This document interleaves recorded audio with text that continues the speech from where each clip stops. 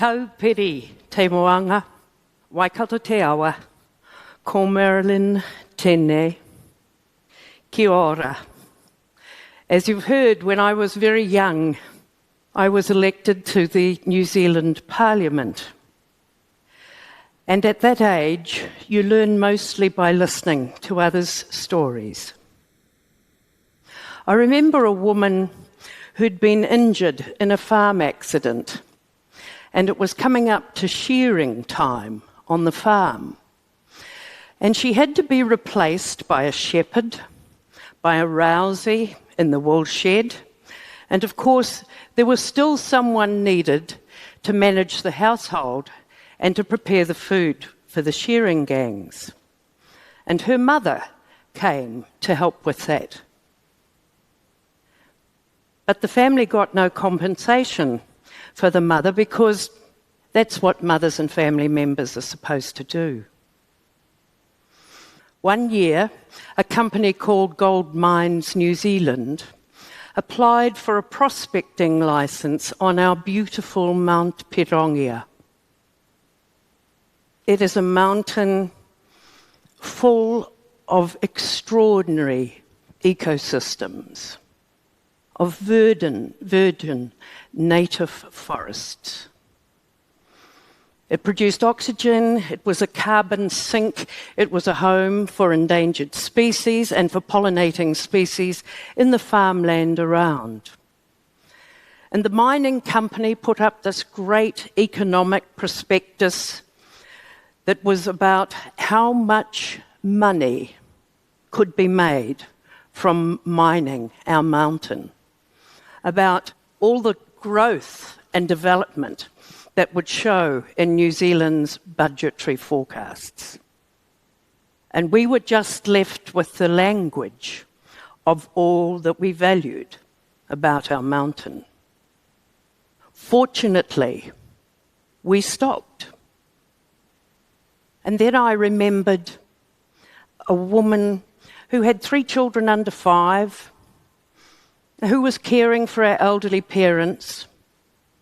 And nobody seemed to think that at some stage she might actually need some assistance with childcare because she wasn't in the paid workforce. And there began to be a pattern in all of these stories I was being told. And I started to ask enough questions to try and track to the core of this pattern of values that was part of all of these stories. And I found it in an economic formula called the gross domestic product, or the GDP. Most of you will have heard of it. Many of you won't have any idea what it actually means. The rules were drawn up by Western educated men in 1953. They established a boundary of production in drawing up these rules. What they were keen to measure was everything that involved a market transaction. So on one side of the boundary, everything where there was a market exchange was counted. It doesn't matter whether the exchange is legal or illegal. Market exchange and the illegal trade in armaments, munitions, drugs, endangered species, trafficking of people. All of this is great for growth, and it all counts. On the other side of the boundary of production, there was this extraordinary phrase in the rules that the work done by the people they called non-primary producers was, quote, of little or no value. So I thought, let's see how many non-primary producers we have here today. So in the last week or so, how many of you have transported members of your household or their goods without payment? How many of you have done a bit of cleaning, a bit of vacuuming, a bit of sweeping, a bit of tidying up the kitchen? Yeah? How about going shopping for members of the household? Preparing food, Cleaning up afterwards, laundry, ironing.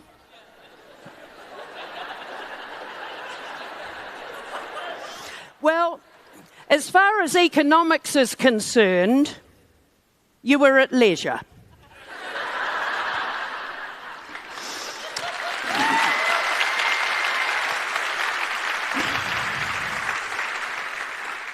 Now, how about the women who have been pregnant and who have had children? Yes?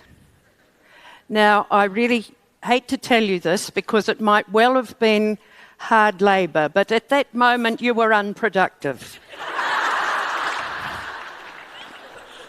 And some of you may have breastfed your infant. Now, in the New Zealand national accounts, that's what the figures are called. That's where we get the GDP. In the New Zealand national accounts, the milk of buffalo, goats, sheep and cows is of value, but not human breast milk. It is the very best food on the planet. It is the very best investment that we can make in the future health and education of that child. It doesn't count at all. All of those activities are on the wrong side of the production boundary. And something that's very important to know about this accounting framework, they call it accounts, but there's no debit side. We just keep market exchanges going and it's all good for growth. We're in Christchurch, where people have lived through a devastating natural disaster and recovered. And ever since that time, New Zealand has been told our growth figures are great because we're rebuilding Christchurch. Nothing was ever lost from the national accounting framework because of the loss of lives, the loss of land, the loss of buildings, the loss of special spaces. Now, it might also be becoming obvious to you that this boundary of production works in terms of our environment. When we're mining it, when we're deforesting, when we're deleting our environment, when we're fishing out our marine resources, legal or illegal, as long as market is exchanged, it's all good for growth. To leave our natural environment alone, to sustain it, to protect it, is apparently worth nothing. Now, how and what can we do about this? Well, I wrote first about it 30 years ago. Then in 2008, after the global financial crisis, President Sarkozy of France asked three men who had all won Nobel Prizes in economics, Sen, Fitoussi and Stiglitz, to discover what I'd written about 30 years ago.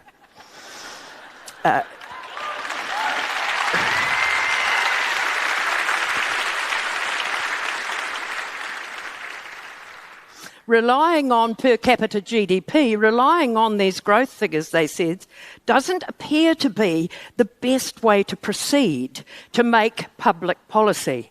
And I totally agree with them.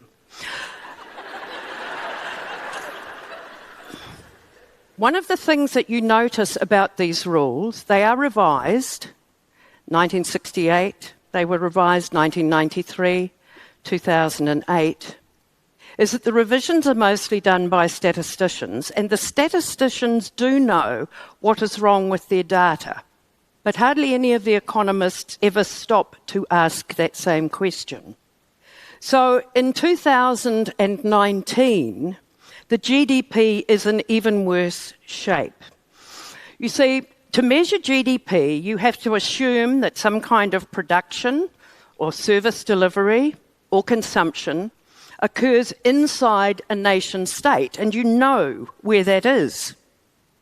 But trillions of dollars are circling the globe in many parts from our Googles, our Facebooks, our Twitters. siphoned through a number of tax shelters, so that when we click on our computer and go to download some software, we don't know where it was produced. And frankly, no one knows where we are as we're consuming it either.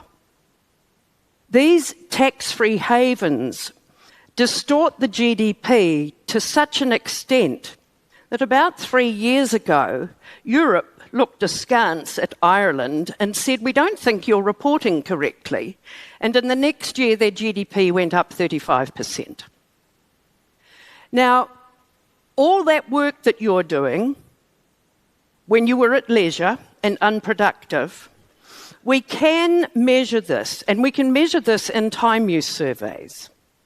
When we look at the amount of time that's taken in the unpaid sector, what we find is that in almost every country where I've ever seen the data, it is the single largest sector of the nation's economy.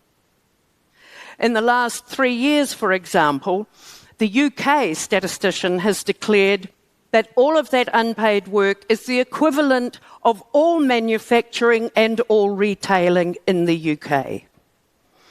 In Australia, the single largest sector of Australia's economy is unpaid childcare. And the second largest sector is all the rest of the unpaid work, before banking and insurance and financial intermediation services clock in at the largest part of the market sector.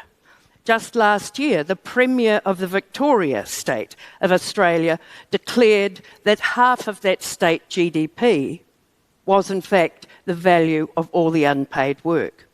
Now, as a policymaker, you cannot make good policy if the single largest sector of your nation's economy is not visible. You can't presume to know where the needs are. You can't locate time poverty. You can't address the most critical issues of need. So what can go in the place of GDP? Well, GDP has got many other problems, okay? We don't behave in a way that assists GDP. Large numbers of people around the planet are now using household assets, their cars, their homes themselves, for Uber, for Airbnb. And no, we're not supposed to use assets from the unpaid sector to make money in the market sector. This is confusing and very difficult to measure. So economists don't want to know what's wrong with their most important GDP. And I think they've got so many problems, they can just move off to a quiet corner and continue to publish that and not come anywhere near the rest of us with this talk of capitals and natural assets and other ways in which to colonise the rest of our lives. I think time use is the most important indicator going forward. Every one of us has exactly the same amount of it. If there are going to be critical issues as we move forward, we need a solid database, because whatever we change away from the GDP, we're going to be stuck with it for about 50 years. And we need something that's solid and immutable and that everybody understands. Because if I put time use data in front of you, you'll immediately start nodding. You'll immediately start recognising what it means. And honestly, if I put the GDP data in front of you, a lot of you would prefer to leave for morning tea. We also need to be looking at the quality of our environment. As every year goes past, we get much better at measuring the devastation of it, of measuring how little we protect anymore. And yet, with climate change, we don't all have to be scientists to see, to feel, to know what is happening to our beautiful planet. We need, in this country, the paramountcy of what we can learn from kaitiakitanga, from whanangatanga, from what Māori who have been here for centuries can teach us. When you're in Parliament and you're not in an economist's frame of mind, you make decisions across a range of data. You look at the trade-offs. You think deeply about implications way beyond whether or not GDP is up or down. Economists want to turn everything into a monetary exchange, even time use data, so that they can carry on trying to decide whether GDP is up or down. That's not a great way to go. And others have said to me, Marilyn, why don't you just work on a system that includes all the unpaid work and the pregnancy and the birth and the lactation in the GDP? There's a very important moral and ethical answer to that, and it is that I do not want the most valuable things on earth, the things I treasure, sitting in an accounting framework that thinks that war is great for growth.